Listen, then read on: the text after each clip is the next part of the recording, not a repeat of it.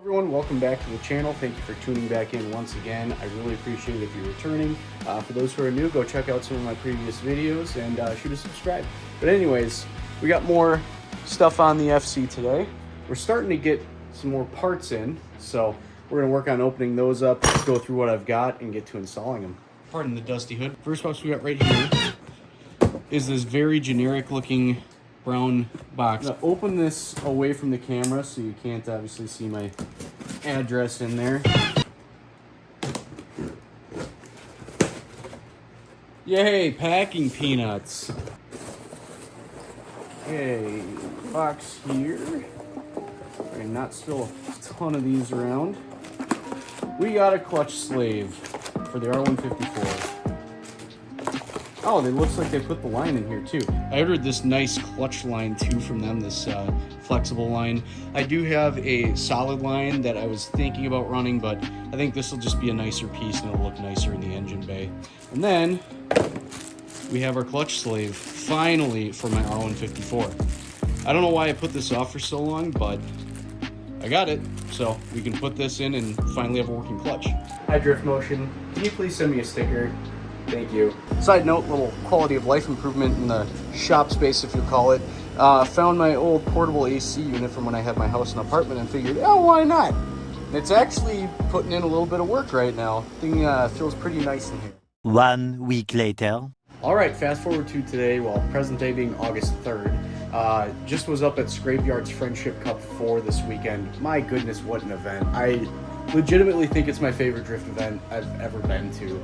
I'll have some more at the end of this video about it, but when I was up there, I picked up a bunch of cool parts for the FC. We got a bunch of stuff going on here. So, right here we have ES300 taillights from a 90s ES300. This is a mod that kind of recently surfaced, but you can retrofit these to the FC. You just have to trim a little off the edge here, and then a couple other places that you need to trim and fit. But I'm excited on these. It's kind of an interesting little nod to having a Toyota motor in this car. So that's really sick. And then behind it here, I'm really excited about this. This is a factory Mazda duckbill, ducktail, whatever you call it, spoiler for the FC. It's one of those that just sticks off the back. Like I described in the last video, I took off my Turbo 2 wing because I sold that, and this is going to be the replacement. So really stoked on this piece. This is the style of wing that I really like. Here's the most important piece that I got while I was up there. This is a fresh, non-immobilized, as you can see, 1J GTE auto ECU. So got that to replace the one that I stupidly fried, and we'll be able to put that in and hopefully get the car running on it. Another important piece, stock R154 shifter. I can get rid of the eBay short throw that's in there, and this should really help the feel of the shifts and be a lot better than what I had in there. Over here we have some LRB goodies. We have the LRB upper cooling panel. I'm gonna have to modify this a little bit with my setup since I have that funky modified upper radiator support. And then behind it, the LRB undershield, so good for cooling as well as protecting the underside of the car. I'm gonna wait to put these two pieces on until I got the car running and everything and have things a little more sorted. And then also this piece right here, this, from what I've been told, is pretty rare. They didn't make a lot of these. This is a Duluck floor brace. So this goes between the factory lower seatbelt holes and braces the chassis laterally for stiffness. Being that I don't want to put a cage in this car because it's a street car, I thought this would be a good option to add some chassis rigidity, and it's a cool little piece. I'll have to get it painted or powder coated to match the harness bar and everything, but it's a neat piece regardless, and I can put this in kind of whenever I want. Went ahead and got the factory duckbill mounted up. I am so stoked on how this looks. This is perfect, exactly what I wanted. Now with the way this is styled and everything, I definitely think that I need a roof spoiler now. So I'll look for like a Shine Auto or maybe even an eBay one if it looks right enough, but give that little angle there and this angle here, it's gonna look really nice. Let's tackle this situation quick. All right, OEM R154 shifter is installed. Got the shift knob swapped over and everything. This gives a much more natural full-length throw to the shifter, which I would prefer. Maybe I'd prefer something in between this and the eBay shifter. The eBay shifter was just way too short and notchy. We're gonna try killing two birds with one stone here. I got the car jacked up. We have the clutch slave for the R154, the drift motion clutch line, and then I also have these Ronin Speedworks sway bar spacers. I want to run a front sway bar, and it's going to hit the 1J oil pan. It can't even bolt up to the one with the 1J oil pan in place. So I got these spacers. They're supposed to move it down and forward a little bit to give us the clearance we need. As you might be able to tell, I have rear sump converted my 1JZ to accommodate for the factory cross member, so no mods there. And you can see what I mean here. It hits. If I would mount it in the factory spot, it would barely get up there and then would hit the oil pan. So we are going to relocate the sway bar down and forward just a little bit. Now I am a little concerned about clearance at full lock with this, so we're going to install it and then test the angle. Even at droop should give us an idea.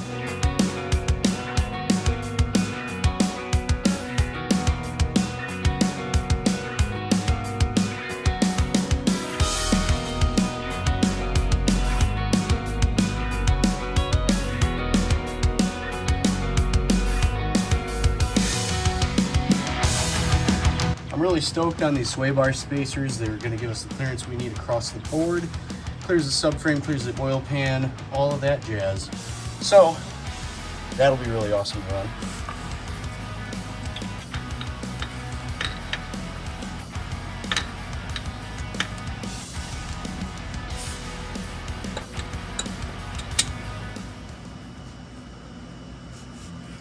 Oh no, it's like stripped out.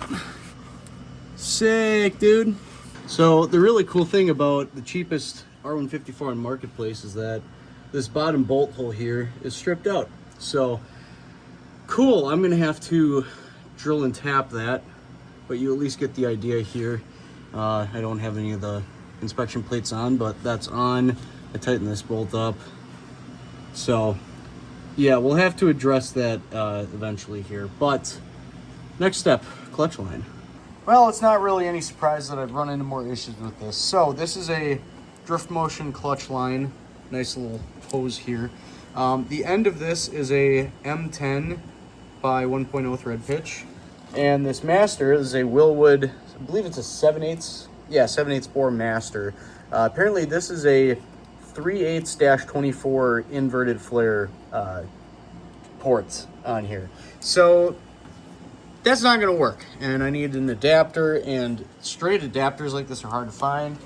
And on the parts car, what we had was this adapter with this adapter. So I'm not really sure, because apparently this is supposed to be inverted flare, but this could be a different master. I really don't know at this point, so I'm just gonna have to buy some fittings and figure it out from here, I guess.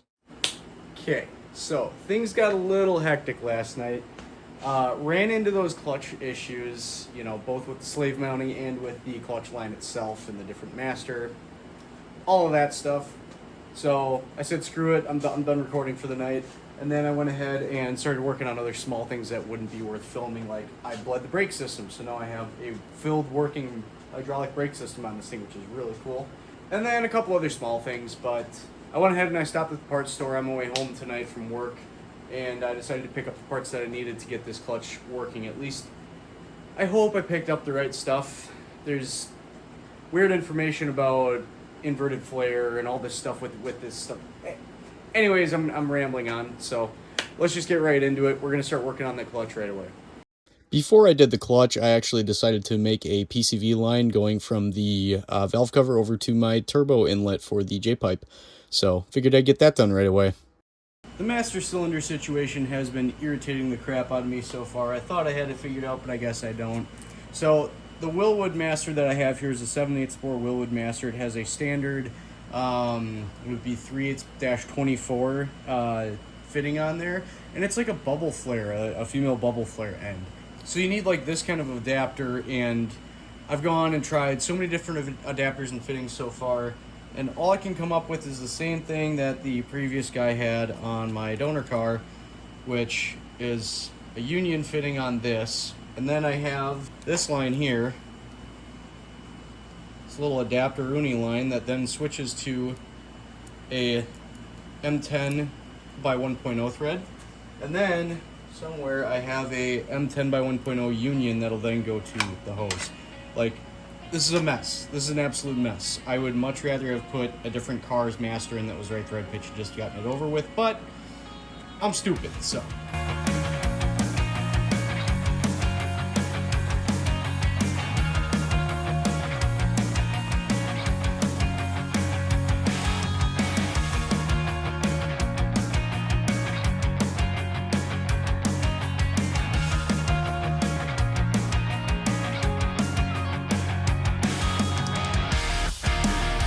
Truthfully wish that I had another option at this point, but I don't know what else I can do.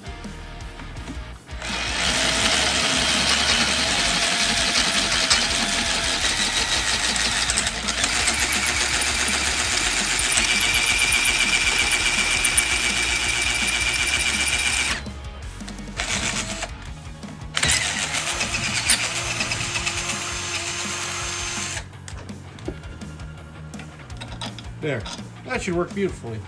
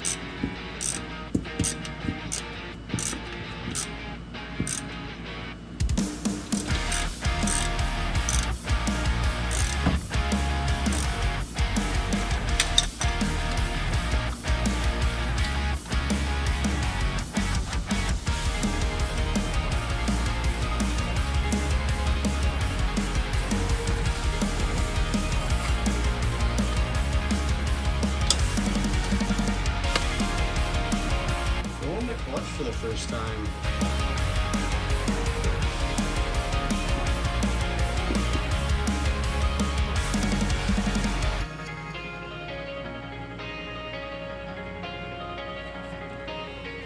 Gonna let this gravity bleed for a bit and see what happens. I'll let her gravity bleed for a while, so now let's see if we actually have a clutch. That sure feels like a working clutch. Oh, that's so sick, dude. This may be a small thing, but I just could not be more stoked now to have 3 functional pedals. I have a throttle that actuates the cable and actuates the ETCSI. I have working brakes and working clutch now. And that honestly feels kind of surreal. The crazy thing is that concoction that I made up for the clutch, we'll go look at that real quick. It doesn't leak at all. Don't mind the water on here. I was just washing up some residual brake fluid, but this is how I have it routed for now. This is always subject to change. This is just mostly to get it moving, but you know, I had the solid line here to the hose, and despite everything, it holds pressure and doesn't leak. I can't believe it. So while I got you here, I'll show you one of my issues. These PBM knuckles are great and have a lot of angle, but I'm now hitting the sway bar as I get close to lock. I don't even think I'm really getting that close to lock, so we might have to do something about that. And then in the rear, going the other way, we're hitting the control arm. So that's not very cash money. I mean, this is also a pretty sick amount of angle. I'm not even gonna lie to you, but I might need to put a little spacer dealie in here, maybe like 5 or 10 mil or something like that, which is really unfortunate, because the wheel fitment of this thing right now is pretty darn good up front. These fenders are not rolled. So I really hate to roll some fenders that are so minty. So I might have to figure something out or just learn to drive through it. I guess we'll find out. Okay, everyone, I think I'm gonna call it there for this one. I got most of the important mechanical stuff done that I wanted to. Clutch works, brakes work, all that good stuff. Actually, before I cut this out, I'll just show you what else I did here.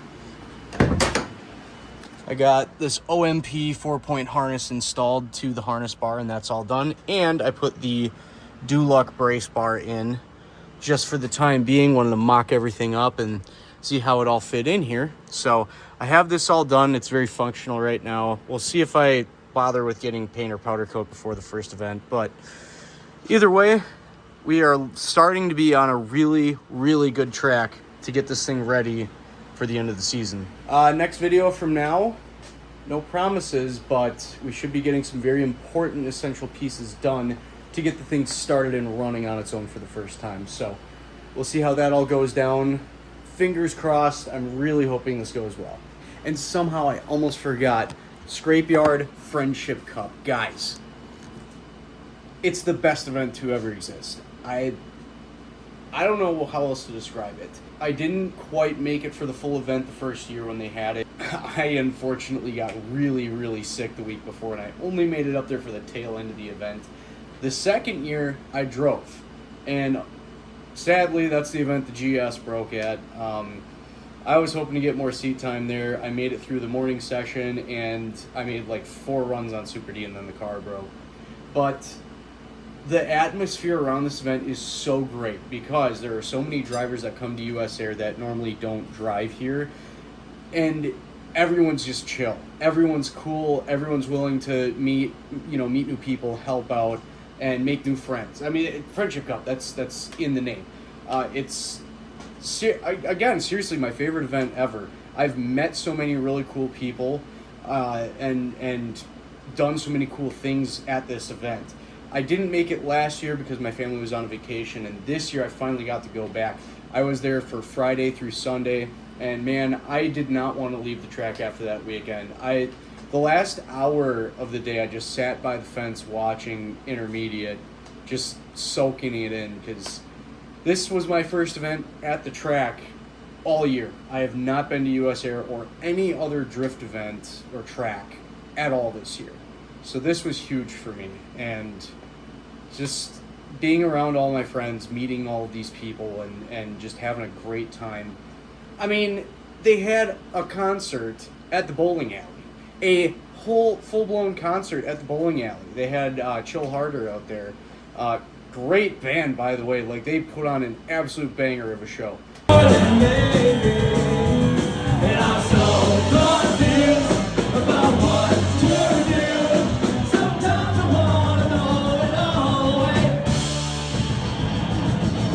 It was the loudest I've ever heard Creed sung at the Lakeshore Lanes in Shawano, Wisconsin. It was just, the vibes were immaculate, and I don't know how else to describe it. If you are contemplating going to this event, you need to go, whether it be spectating, driving, whatever. It's usually on an invite first basis and then an application after that, but even just to check it out and see the atmosphere, catch the vibes, meet some people, just go. It's the best. It's my favorite. That's pretty much all I got to say about that, but it was really cool getting to pick up all these parts up there and just hang out with a bunch of people that I haven't spent time with in a very long time, and I very much, deeply, greatly appreciated those hangs. I needed them more than I could have ever imagined, more than I even realized. It was just a wholesome, great time. Oh, and did I mention that Ryan got his car back from Car Shop D-Style, fully set up on an EMU black and ready to rip, and he took some laps. This was sick.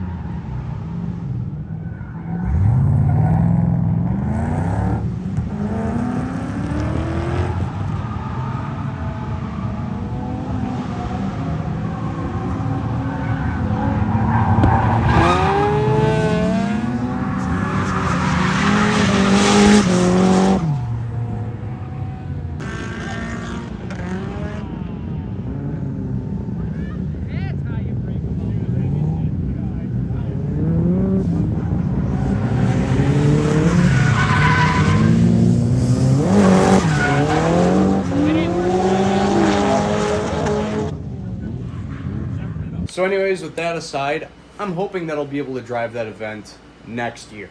I really want to get back and drive it next year with this bad boy right here. So that's the main goal. I also was issued a challenge at Friendship Cup this year by Matt and Alicia and like 4 other people to get this thing ready for the Club FR season closer event in October. So I'm going to hold myself to it and try to make it happen.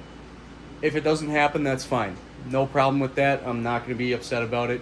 If it does happen, I'm going to be so unbelievably stoked. But we are mechanically so freaking close. Like, cooling system, all I need to do is get a radiator cap and then plumb something in for water temp sensor.